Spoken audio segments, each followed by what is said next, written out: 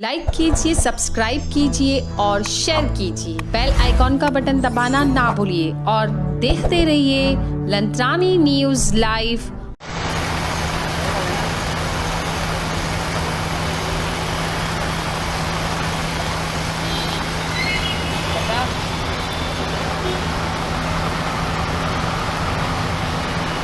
Like कीजिए, subscribe कीजिए और शेयर कीजिए। बेल आइकॉन का बटन दबाना ना भूलिए और देखते रहिए लंत्रानी न्यूज़ लाइव।